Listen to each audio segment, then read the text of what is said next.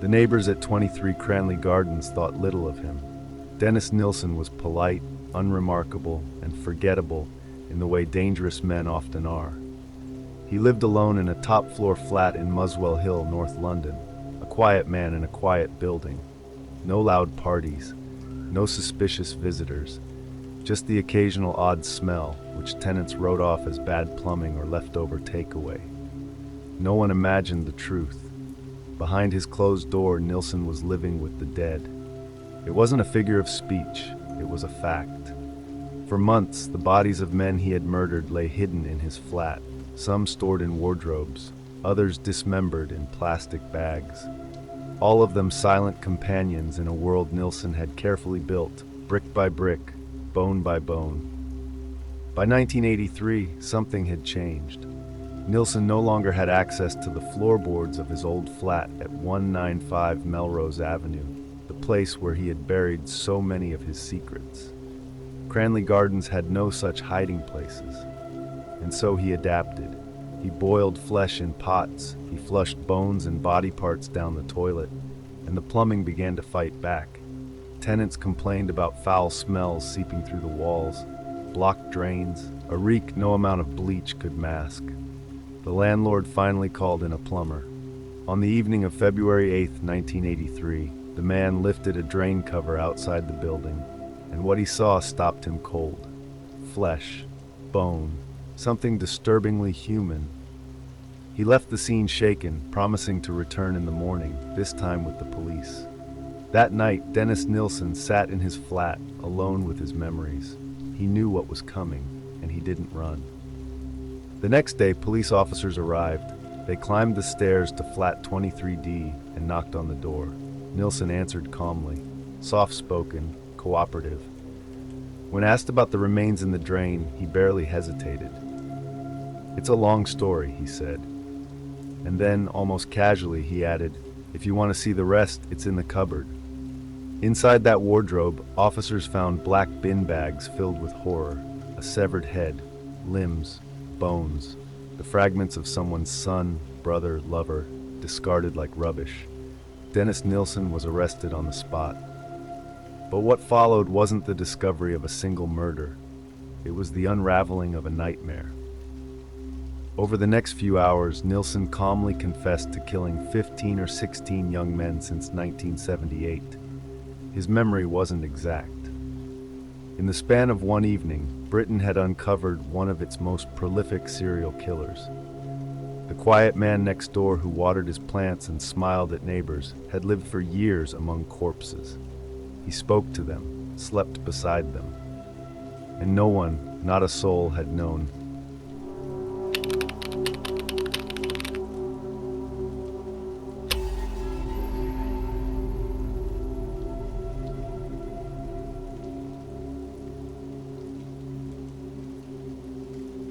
Long before the blocked drains, the dismembered bodies, and the calm confessions, Dennis Nilsen was a boy, small, curious, and heartbreakingly alone.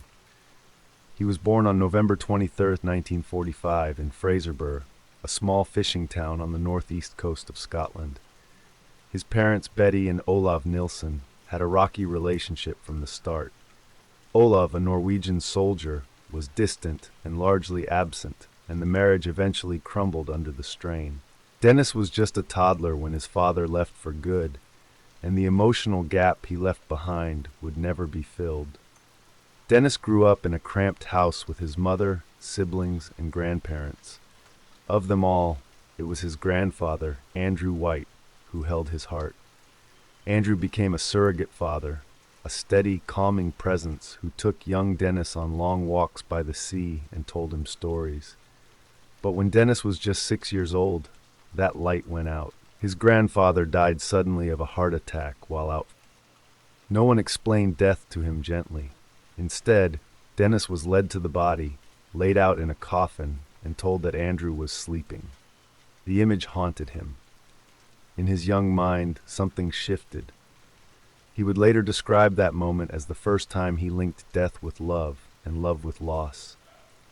After his grandfather's death, Dennis grew more withdrawn. His home life was strict, cold, and religious. He was a sensitive boy, awkward in school, and often the target of bullying. He began to internalize his feelings, especially those surrounding his growing awareness of his homosexuality, something he would hide for most of his life. In 1950s Scotland, being gay was not only taboo, it was dangerous. He spent hours alone, staring at his reflection, imagining alternate versions of himself, stronger, more confident, loved, but always underneath it all was death. He began to fantasize about power, control, and the comfort of lifelessness. In these fantasies, no one ever left, no one rejected him. The dead, after all, could never abandon you. By his teenage years, Dennis had become a master of masks, quiet, polite, helpful. He hid his loneliness behind a shell of civility. But inside, something dark had taken root, a need for connection that twisted into possession, a longing that turned into obsession. His troubled past wasn't an excuse, but it was a beginning. It was the beginning of Dennis Nilsen, not just the man, but the monster he was becoming.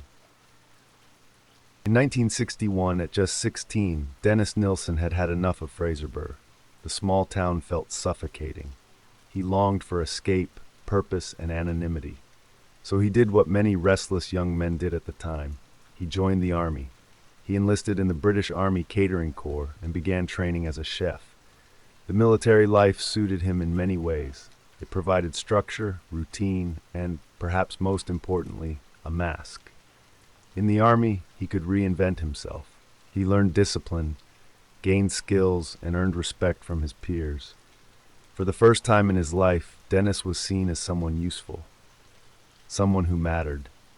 Over the next decade, he traveled across the globe, Cyprus, Germany, the Middle East. But beneath the sharp creases of his uniform and the perfect plating of his meals, the old Dennis was still there, lonely, repressed, watching others connect while he stood in the shadows. During his service, he became increasingly obsessed with the human body, particularly in death.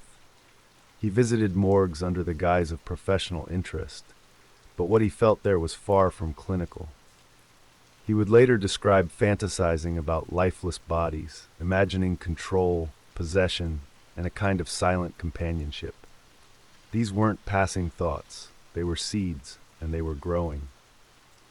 In 1972, after 11 years in the army, Nilsen left military life behind and returned to civilian life in London. But the transition was not easy. Without the regimentation of army life, his days lost their shape. He bounced between jobs, eventually landing steady work as a civil servant with the job center in Kentish Town.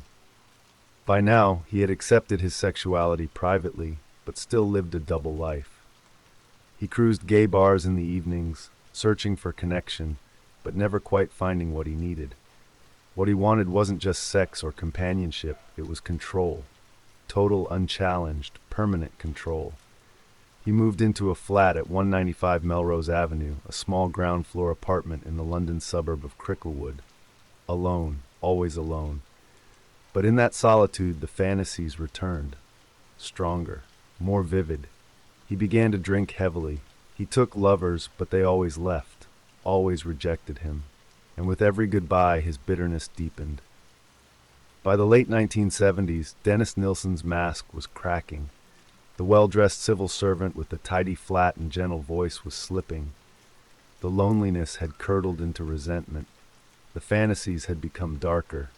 And soon, very soon, fantasy would become action. The man who had once cooked for soldiers was preparing for something else entirely, a new kind of routine, a ritual of death. It was the end of 1978. London was cold, wrapped in the gray hush of winter. Christmas had come and gone, and for Dennis Nilsen, the silence inside Melrose Avenue had become unbearable. He wandered the pubs, looking not just for company, but for someone who wouldn't leave. That night, he found Stephen Holmes, just 14 years old, though he looked older, vulnerable, alone. He had tried to buy alcohol at a pub, but had been turned away. Nilsen approached him and offered what seemed like a simple kindness, a warm place to stay, a few drinks, a friendly face. Stephen followed him home. They drank together, talked, laughed even. And then, sometime during the night, the boy fell asleep in Nilsen's bed.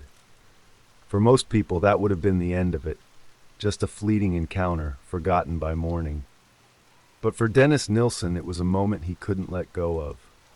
In the dim light of dawn, looking at the boy's sleeping form, something inside him twisted. The thought of him leaving, of waking up, getting dressed, and walking out the door was unbearable. So he stopped him. With a necktie, Nilsen strangled Stephen until he was unconscious. Then he drowned him in a bucket of water. It was methodical, quiet, calm. When it was over, he cleaned the body, dressed it, and placed it back in bed. He kept the boy's body for days, sometimes sleeping beside it, sometimes sitting with it in the living room. It wasn't about sex, not always. It was about presence, about ownership. Stephen wouldn't leave now, not like the others. But eventually, decay set in. The smell, the flies. Nilsen knew he had to dispose of the body. He dismembered it in his bathtub, boiled parts on the stove to reduce the smell, and hid the remains beneath the floorboards. And then somehow, life went on. He returned to work as usual, smiling, filing paperwork, making small talk in the break room. But something had changed. The barrier was broken. He had crossed a line, and in doing so discovered something darkly comforting. The dead couldn't disappoint him. He had achieved total control of life, of death, of companionship. And once wasn't enough. The killing had begun. And for the next 5 years it wouldn't stop. After Stephen Holmes, the killings didn't come all at once, but when they did, they followed a pattern. A twisted, grim routine that allowed Dennis Nilsen to live a life of contradictions. Civil servant by day, predator by night. He returned to his local haunts, pubs, bars, train stations, places where the lost and lonely drifted. He looked for the same things: vulnerability, solitude, someone whose absence wouldn't make headlines.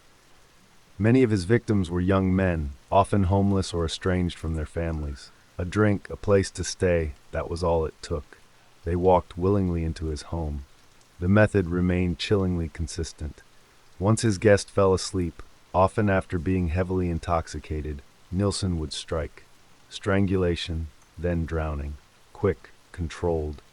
And after, a strange calm would set in. He washed their bodies, dressed them, positioned them in armchairs, or laid them beside him in bed. Sometimes he spoke to them. Sometimes he watched TV with them. Sometimes he just sat in silence. Nilsen didn't see his victims as people. In his eyes, they became companions, frozen in time. They couldn't leave. They couldn't hurt him. They simply stayed. But death is not patient. Bodies decompose. The smell returned. The flies returned. And when they did, Nilsen adapted. He became methodical in his disposal, boiling heads in pots on the stove, flushing flesh down the toilet, hiding bones under floorboards or in the garden. He even burned remains in the back garden on bonfires, covering the smell with rubber and tires. His neighbors occasionally commented on the foul-smelling smoke, but no one suspected the truth. In total, between 1978 and 1981, he murdered at least 12 men at 195 Melrose Avenue. When the smell became too much and the floorboards could hide no more, Nilsen moved. His new address, 23 Cranley Gardens, had no garden, no floorboards to lift, no easy way to conceal bodies. And yet he didn't stop. Instead, he adapted again, this time dismembering his victims and attempting to dispose of their remains down the building's drains. It would be his downfall. Nilsen's killings were not driven by rage or lust in the traditional sense. They were acts of control, rituals to soothe the ache of abandonment that had festered since childhood. He didn't want victims, he wanted possession. And so the routine continued: bring them home, kill them quietly, clean them, keep them, until they could no longer be hidden. He lived among the dead, slept beside them, spoke to them, and no one, not his co-workers, not his neighbors, suspected a thing. Not yet. It was January 1983, and the tenants at 23 Cranley Gardens were growing increasingly frustrated. Something was wrong with the plumbing, water drained slowly, and an awful stench crept through the walls and floors, hanging in the air like rot. It was more than inconvenience. It was disturbing. Dennis Nilsen, ever the helpful neighbor, made polite complaints to the landlord alongside everyone else. He kept up appearances, composed, concerned, cooperative. But beneath that calm exterior, panic was beginning to stir. The pipes were no longer taking what he gave them. The drains, once his secret ally, were threatening to speak. By early February, the landlord called in a professional. Michael Catran, a dino-rod engineer, arrived on the evening of February 8th to inspect the shared drain system at the side of the building. Armed with a torch and a crowbar, he removed the cover to one of the outdoor access points. What he saw was not sewage. What floated inside the drain were chunks of flesh, small bones, and something that looked unmistakably human. He was stunned.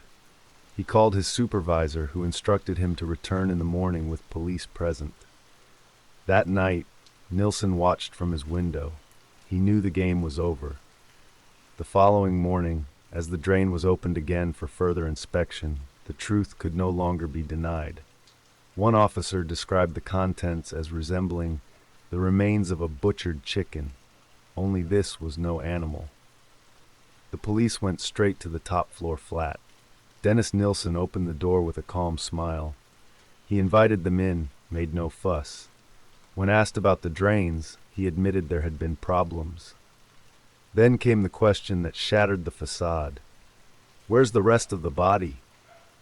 There was no denial, no attempt to lie or escape. In the cupboard, Nilsen replied simply, gesturing toward a wardrobe. Inside, officers discovered 2 black plastic bags.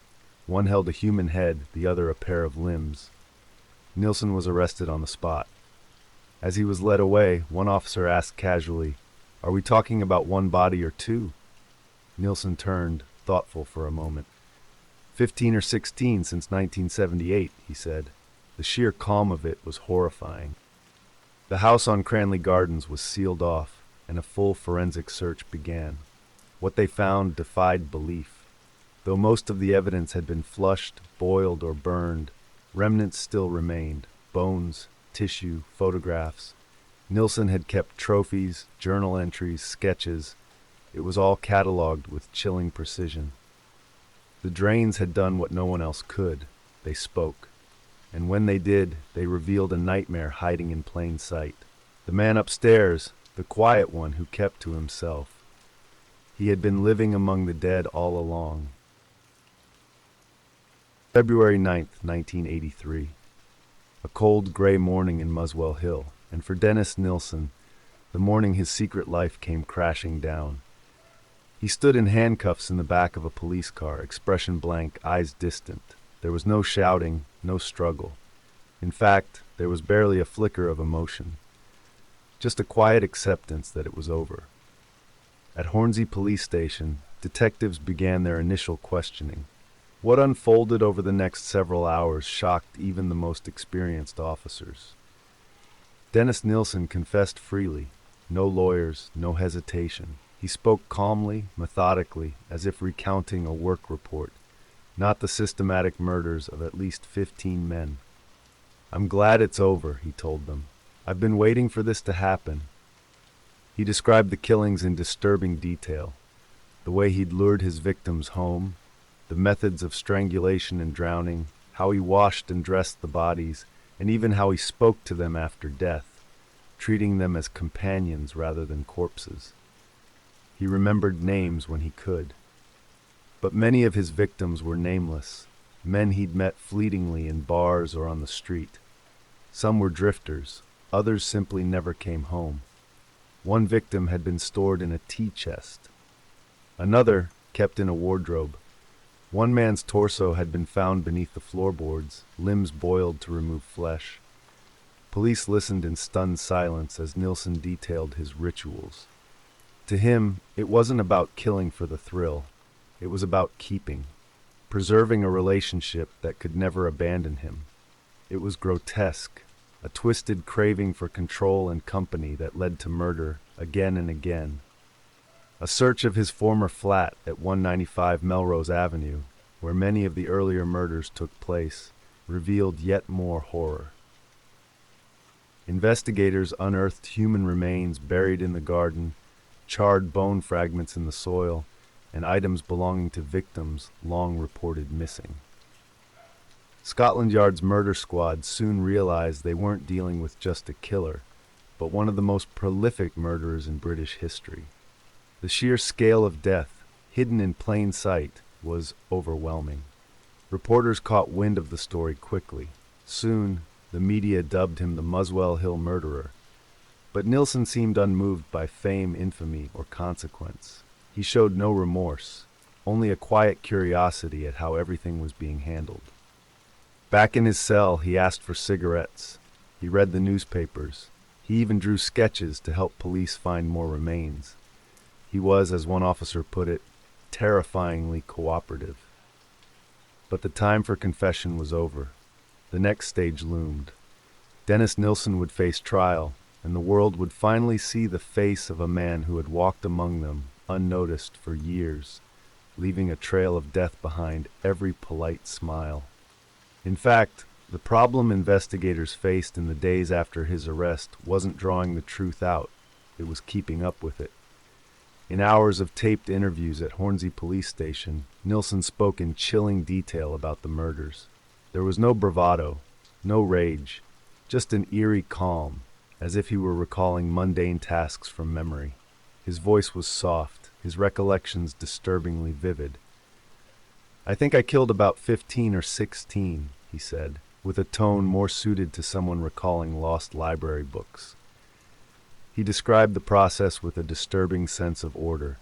Lure them home, get them drunk, wait until they fell asleep, strangle, drown, clean, pose, and then keep.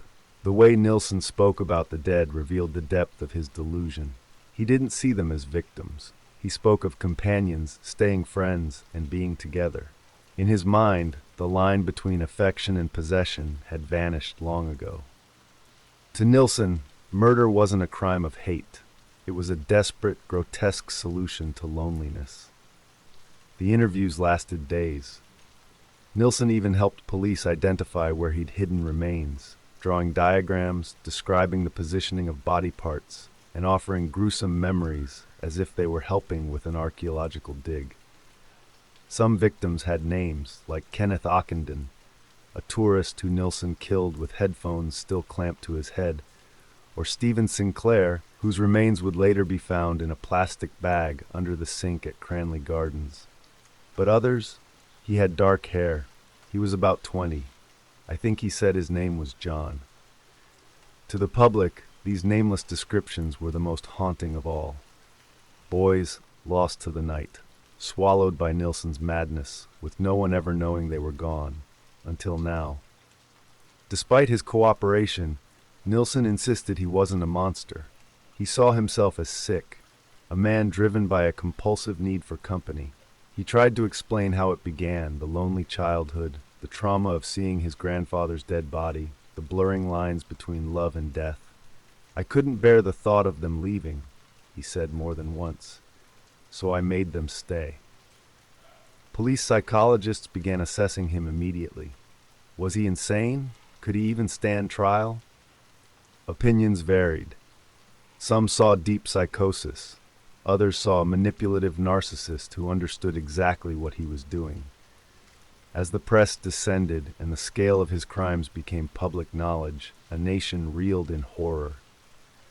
The idea that someone could kill so many, in a major city, in ordinary homes, without detection for years shook the public's trust in law enforcement and in society itself. But for Nilsen, the storm was irrelevant. He had told his story. He had confessed everything. Now it would be up to the courts to decide what kind of man he really was, and whether someone like Dennis Nilsen deserved to be caged or treated. Whatever the verdict, one truth could not be denied. He had walked freely among us.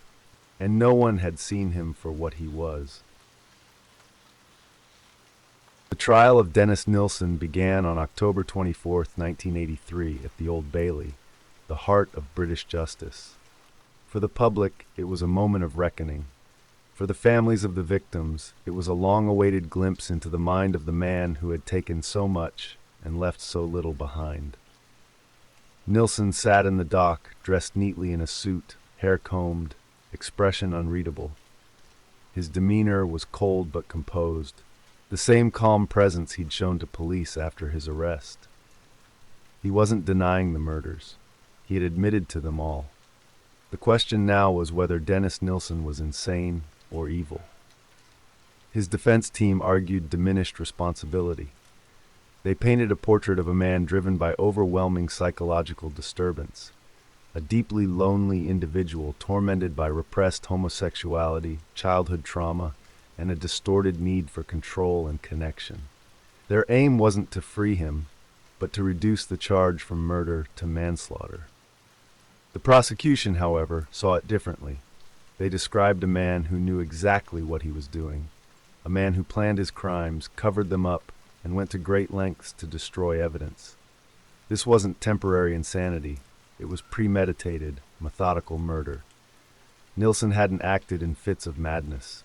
He had acted out of choice, repeatedly. Gruesome details filled the courtroom. Photos, forensic evidence, testimony from pathologists who had worked to piece together the butchered remains. Witnesses included former co-workers, neighbors, and even a man who had narrowly escaped being killed by Nilsen, only to have police dismiss his claims years before the arrest. It was shocking, heartbreaking, at times unbearable. Perhaps the most disturbing element of all was Nilsen himself. He watched the proceedings with a clinical detachment, taking notes, sometimes correcting details. At one point, he even sketched courtroom scenes in a notebook. He showed no visible remorse. On November 3rd, 1983, after a trial lasting just over 2 weeks, the jury delivered their verdict. Guilty on 6 counts of murder and 2 counts of attempted murder. He was sentenced to life imprisonment, with a recommendation that he serve a minimum of 25 years, though few believed he would ever walk free again. As the courtroom emptied, there was no outburst from Nilsen. No final words. He was led away quietly, disappearing into the prison system like one of the shadows he used to lure into his home. But the questions he left behind would haunt the nation for decades. How did no one notice? How many victims remain unnamed? And what kind of mind could live so long among the dead and still call it love? Dennis Nilsen was now behind bars, but his story was far from over. Prison did not silence Dennis Nilsen. After his conviction, he was sent first to HM Prison Wormwood Scrubs and later transferred to Full Sutton, a maximum security prison in East Yorkshire. He would live out the rest of his life behind locked doors, iron bars, and endless routine. But even in captivity, Nilsen remained unsettlingly active. He became, in many ways, the same man he was before, neat, meticulous, and self-absorbed. He spent his time reading, drawing, playing the keyboard, and most notoriously, writing. Thousands of pages of handwritten journals poured from his cell. He wrote about his crimes, his emotions, his views on the justice system. He analyzed himself in disturbing detail, often portraying his actions not as those of a monster, but as the outcome of trauma, loneliness, and a misunderstood condition. He referred to himself as a man who mourned, and called his killings acts of love gone wrong. It was grotesque, but to Nilsen it was honest. In prison, he was often isolated from other inmates, for their safety as much as his own. He was not a popular man inside. Even among violent offenders, child killers and serial murderers occupy a special place of loathing. He was attacked more than once, slashed across the face in 1995, leaving him with a permanent scar. Yet he remained largely unshaken, continuing to correspond with writers, journalists, and even fans who sent him letters. He seemed to enjoy the attention. In a twisted way, prison gave him the audience he'd always wanted. Over the years, Nilsen made several attempts to publish his autobiography, titled History of a Drowning Boy. It was blocked by the government on the grounds that it glorified violence and could cause harm to victims' families. Even in chains, he sought to be heard, and perhaps remembered. He never expressed true remorse. He often described his victims clinically, even coldly, reducing them to moments in his own story. He was not haunted by what he'd done. If anything, he seemed annoyed that society refused to understand him. For all the horror of his crimes, Nilsen saw himself not as evil, but as a tragic figure. A man shaped by fate. A man who had tried and failed to find love in the most horrific way imaginable. And so he aged. Quietly. In a small prison cell lined with notes, sketches, and broken dreams. For some, that felt like justice. For others, it wasn't nearly enough. Even after Dennis Nilsen was locked away, the shadow of his crimes continued to spread across families, police departments, the press, and the public consciousness. His legacy was not just the horror of what he did, but how easily he managed to do it. For 5 long years, he killed undetected in the heart of one of the world's busiest cities, and no one noticed. At least 15 young men, possibly more, lost their lives. Yet for many, there were no missing persons reports, no frantic searches, no photos in shop windows. Some had been estranged from their families, others were runaways, drifters, or men living quiet, closeted lives in an unforgiving time. Their stories were buried long before their remains. The case exposed a painful truth, that certain lives, in the eyes of society, were easier to lose. Nilsen preyed on the invisible, the marginalized, the forgotten, knowing no one would come looking. And too often, no one did. For the families who did come forward, the aftermath was unrelenting. Many never recovered their loved ones' full remains. In some cases, only fragments, a bone, a scrap of clothing, were ever found. The agony of not knowing how, or when, or why, left a wound that never closed. The Metropolitan Police, too, came under scrutiny. How could such a killing spree go unnoticed for so long? Why were warning signs, including an earlier assault complaint in 1980, dismissed? In the years that followed, investigations into procedural failures highlighted systemic problems, poor communication, under-resourced missing persons units, and a dangerous indifference to victims from the LGBTQ+ community. For the public, Nilsen became a symbol of urban horror, not the stranger lurking in dark alleys, but the man next door, quiet, polite, unremarkable.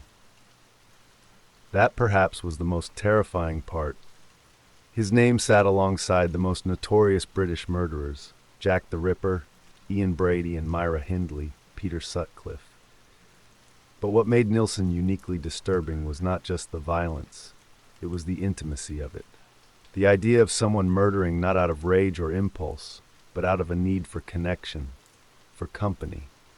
And behind it all was the ultimate betrayal of human vulnerability, a kind face offering warmth, and then stealing life in the most calculated way imaginable.